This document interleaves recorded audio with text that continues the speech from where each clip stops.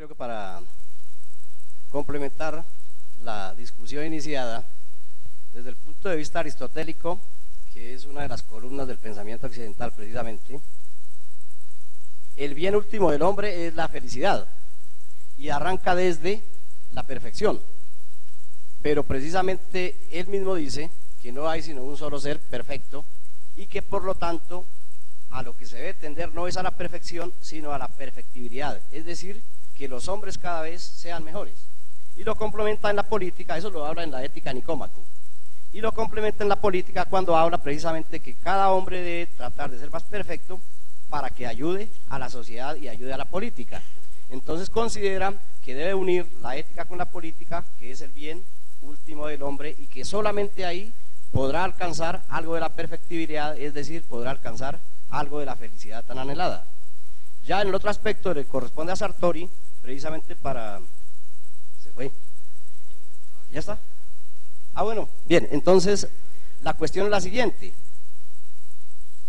En cuanto hace la democracia, no es efectivamente lo que hace referencia a la cuestión electoral, sino que Sartori precisamente dice que la democracia más alta debe tener tres aspectos fundamentales. Uno, que es la democracia económica, en la cual debe haber muy poca diferencia entre quienes más tienen y quienes menos tienen.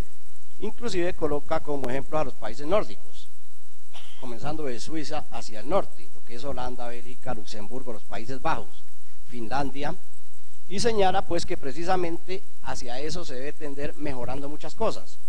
Además de eso está la democracia social y la democracia política, en la cual primero está la parte económica, porque las otras no se pueden conseguir si no hay una democracia económica. Eso parte entonces de la concepción de Marx, que coloca como base la infraestructura y después la superestructura. Ese es un gran tema de discusión, ¿no? Si primero es la democracia económica o la política, ¿no? Fue la discusión de Marx, ¿no?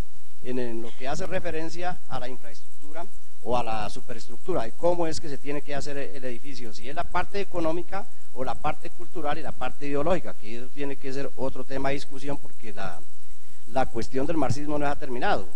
Él mismo señala que pasarán los días, pasarán los tiempos, el método sí persiste, aunque la parte ideológica podrá caerse, él mismo lo dijo, y por eso es el gran error ahora de los marxistas o marxólogos más bien, cuando tratan de calcar la concepción de Marx para estas épocas, cuando él no preveía muchas cosas. Y en lo que hace referencia pues al futuro de la democracia, también es fundamental tener en cuenta eso, lo que se llaman las 6 falsas promesas de la democracia, que es fundamental para que tengamos en cuenta que debemos anhelar esa democracia, pero que sin embargo hay 6 promesas incumplidas. Una de esas es, por ejemplo, la persistencia de las oligarquías, en las cuales los delfines siguen gobernando los pueblos, y eso se debe al poder económico, al poder de familia, y aquí sí es muy supremamente recurrente esa situación. Nuestro presidente actual pues es un oligarca porque es hijo precisamente de presidentes, ¿no? Es a eso a lo que hace referencia, que tiene el poder económico, el poder político, el poder social, es decir, tiene el poder en todo, en la prensa, la radio y la televisión. Y otro aspecto fundamental es la reivindicación de los intereses precisamente de los individuos, porque la verdadera democracia, la democracia moderna, no es la concepción que teníamos, por ejemplo, de la época de la Ilustración, en donde las banderas eran igualdad, libertad, confraternidad, propiedad y seguridad. En este momento, ya en un concepto mucho más moderno de lo que es la democracia, ya los hombres no somos iguales, sino si somos más democráticos es porque somos más desiguales, porque entonces ahí tienen precisamente injerencias los individuos, las minorías, las mujeres, etcétera, cuestiones que se acentuaron más después de la Segunda Guerra Mundial, precisamente con lo que es el feminismo, lo que es el pacifismo y lo que es el derecho de todos a opinar, fundamentalmente el derecho a la individualidad, que es una concepción eminentemente liberal, pero que cobra fuerza inclusive en países con una cuestión de tipo socialista. El caso, por ejemplo, de aquí para Latinoamérica, los casos más nombrables serían Uruguay y Chile. Y un aspecto fundamental que impide que haya verdadera democracia es lo que él llama el poder invisible, cuando hace el análisis de lo que es la camorra siciliana, la mafia calabresa, etcétera, todo lo que fue la mafia y el poder que tenía esa mafia en las decisiones del Estado, en las decisiones de la política, en las decisiones de conformar grupos, por ejemplo, todos los grupos de ciclismo, todos los grupos de fútbol los manejaba la mafia. Y al hacer una comparación con aquí, pues lógicamente que la cooptación del Estado viene a ser por esos grupos que son irregulares, fundamentalmente el caso de los paramilitares, donde había, por ejemplo, más de 80 que estaban metidos en eso, más lo que es la cuestión de la misma guerrilla, la cuestión del narcotráfico, la cuestión de la delincuencia común, y todo lo que hace que esta sea una narcodemocracia, como la llamaron, por ejemplo, los mismos norteamericanos, o sea, una democracia de mentiras. En ese caso sí tendríamos en cuenta lo que dice otro italiano argentino, o ítalo-argentino, que es José Ingenieros, cuando habla de las mediocracias o las democracias a media en el hombre mediocre, en el cual precisamente es como si nos trajera a colación lo que es hoy la sociedad colombiana, no obstante que escribió ese libro para Argentina, para el Cono Sur, y lo escribió más o menos en 1905, pero es efectivamente todo lo que hoy existe, es decir, que para la construcción de nuestra democracia, pues nos falta mucho, pero precisamente es lo que tenemos que hacer. Alguien decía, como estamos tan quedados, hay que comenzar a construirla ya. Básicamente es una pregunta, senador, si es posible, teniendo en cuenta que la democracia es un punto de llegada, si es posible sumar al sistema de reglas del profesor Bobbio una adicional que propone el profesor Eloy García acerca del deber, el cumplimiento de los deberes ciudadanos como elemento de cohesión o de conformación de nación. Entonces, en palabras normales cristianas, Elina lo que plantea es, si estamos hablando de todos esos conceptos de democracia, en vez de plantear lo que Bobbio expresa, ¿no es bueno también agregarle que la democracia es el cumplimiento de deberes? Y ese es un nuevo concepto de democracia. ¿Por qué? Porque si yo tengo la capacidad de cumplir con mis deberes, pues estoy construyendo un ambiente en el cual todos podemos ser más felices. Porque cuando yo cumplo un deber, ¿qué es lo que hago? Reconocer que hay otras personas que dependen de mí, a las cuales yo les debo consideración. ¿Sí? Si yo voy, un ejemplo muy sencillo, si yo voy en mi carro y está lloviendo y va un peatón bajo la lluvia atravesando la calle, ¿qué es lo que yo debo hacer? Frenar para que la persona pase, ¿de acuerdo? Pero en nuestra cotidianidad social eso no se da.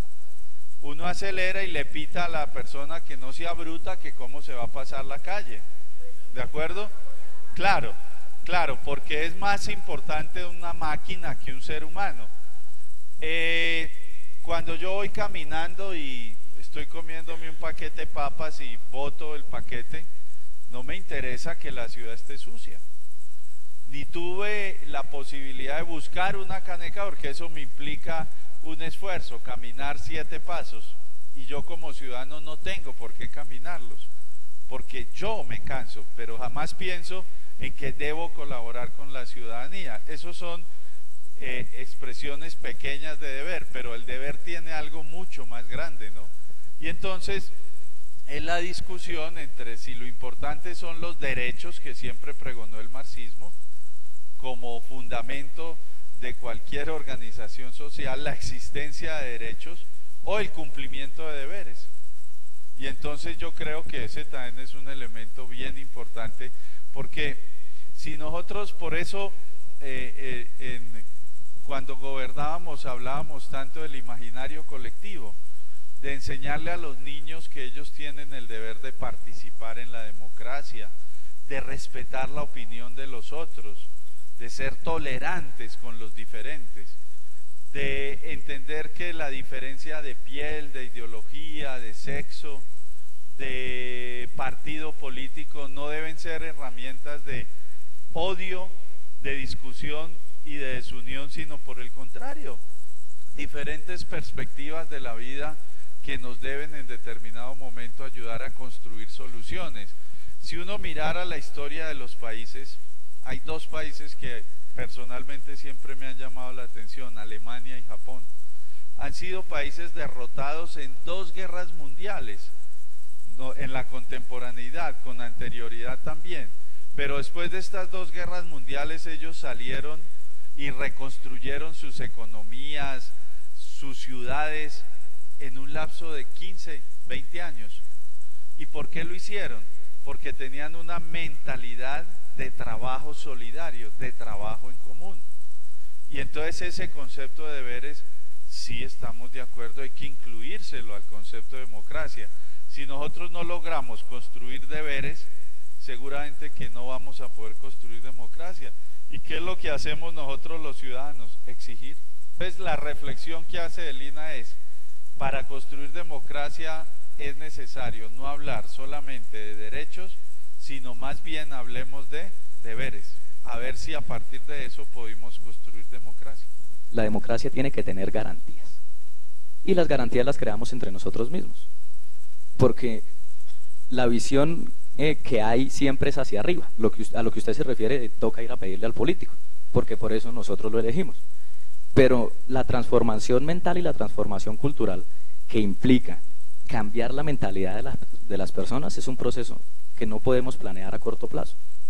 Esos son procesos que, igual que yo me estaba acordando de nuestra tierrita del alma, que es un término que usted se refiere, porque está pensado a futuro. ¿Cómo hacemos para que la generación en la que nosotros crecimos no piense igual que yo, pero que por lo menos lleguemos a un consenso en cuanto a ese tema? Segundo, Estados Unidos, con su tradición política y con sus dos partidos fuertes, tienen dos banderas que a mí me parecen muy interesantes, y una es la igualdad y la otra es la libertad, pensadas y estructuradas pues desde su sociedad.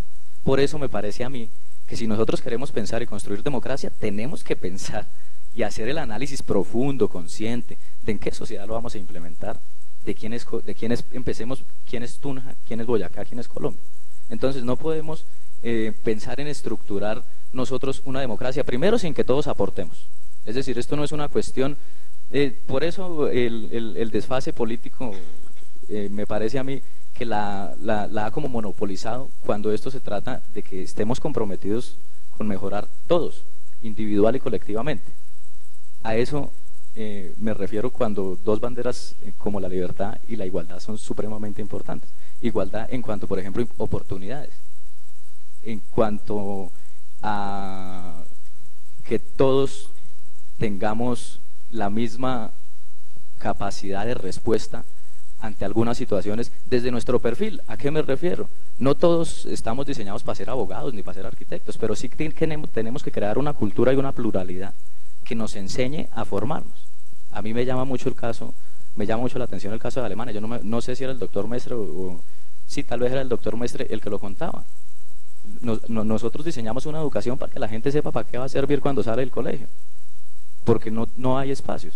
Entonces, a lo que yo me refiero para concluir es a que primero esto tiene que ser un compromiso de todos. Por eso me gusta a mí la idea del proyecto, porque se trata de empezar a darle a conocer a la gente que usted también está metido en esto. Es decir, cuando los gobiernos son buenos están para aplaudir, pero cuando no, para criticar, y el político siempre termina siendo el pagano y el que se lleva los madrazos, disculpe la palabra, al final es el que ha tenido el valor de hacerlo, porque no es fácil. No es fácil. Usted nos comentaba a nosotros en una reunión que tuvimos, yo tuve dos opciones y yo me había podido ir a crecer en mi carrera profesional y lo había podido hacer, pero cuando veo yo la coyuntura y tengo dos caminos, pues tengo que tomar la alternativa.